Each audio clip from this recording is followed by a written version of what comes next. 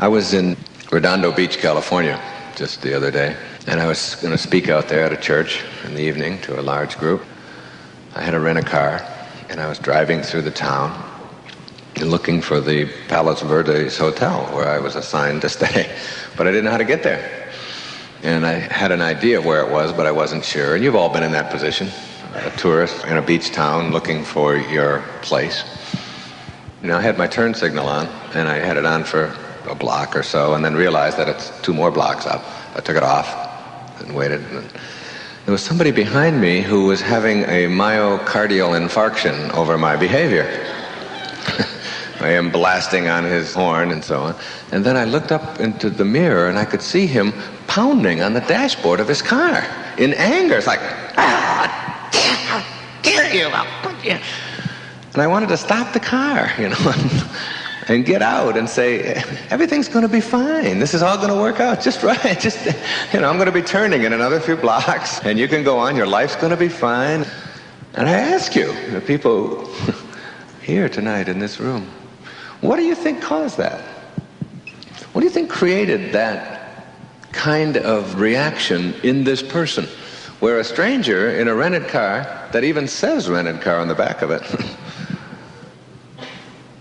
could go to that level of hatred and anger over a simple behavior of another human being, and a very normal behavior at that? What do you think caused that? You think it was me that caused that in him? You think it was my car, my behavior, my driving? It's none of that, see? That's really the only message that I have, is that who you are is the result of how you choose to process your life and the world and how it's presented to you. And until you understand that nobody out there in this planet, in this universe, has the power, the control to make you be or think or act or behave or emote in any way other than the way that you choose. And that capacity for thinking, that capacity for thought, it's the thing that most of us think is the least important part of our consciousness. We don't pay that much attention to it. We pay attention to this, the packaging, the body, and we evaluate our life based upon what rules apply to the body.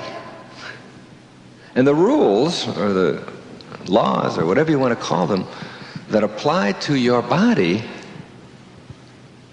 to your form, are very, very different than the rules and laws, principles that apply to the other part of you, the invisible part of you, if you will. And tonight's talk is really about that part of you, which is where you live. There's a man named Bucky Fuller. I don't know how many of you have heard of Buckminster Fuller. Brilliant man. He died a couple of years ago in his 90s, who worked with me on the Hunger Project and our efforts to end world hunger around the globe. He was a mathematician and a philosopher. He's the inventor of the geodesic dome. Brilliant man. He almost committed suicide when he was 30 years old. He went right down to the act of actually buying a gun. At the worst part of his life, made a decision that he could do something with this. He could turn it around and benefit from it. And he made major, major contributions. One of the things he said to me once, he said, Wayne, never forget that who you are, the human being that you are, that 99% of who you are is invisible, untouchable, unsmellable, impervious to the senses. That this form that you live in represents only 1% of your humanity. And 99% of your humanity is something other than form, whatever it is. And hopefully when we leave here tonight, you'll have not only a grasp of that, but perhaps some methods and ways of really living that, of really understanding that.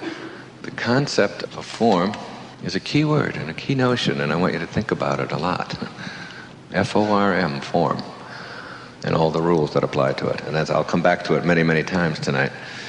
Until you can go beyond the boundaries of form, you can never awaken. You can never really live the life that you're capable of living and create the miracles that you're capable of creating until you absolutely, truly get a hold of that humanity behind your form. whatever that may be, whatever it is, however you define it. It's a great place that I'm speaking about. It's something very different than just being positive and just enjoying life and not being victimized by other people and thinking well of yourself and all of that. That's all fine and good, and those are almost elementary steps. It's much more of almost a spiritual message without the religion. It works like knowing that somehow you, who you are, this individual that has shown up here tonight, is someone who is much grander and much greater, much more divine, much more perfect, much more fantastic than just this form that you've showed up in. That what our life really is all about, it defies the world of form, it defies the world of linear. And yet we spend almost all of our energy and our time here, in this part of our consciousness, in form, believing that this is who we are. When you learn to go into your mind, when you learn that your mind is really a place that you can visit and exquisitely touch the face of God, you can remove the tension and stress and everything else that's troublesome in your life when you give yourself time to experience your true humanity. That concept of understanding that universal intelligence that is a part of our consciousness is not just something for mystics and people to go in loincloths and contemplate in caves. It's for us. It's for every one of us in the practice of our daily lives, in whatever business we're in.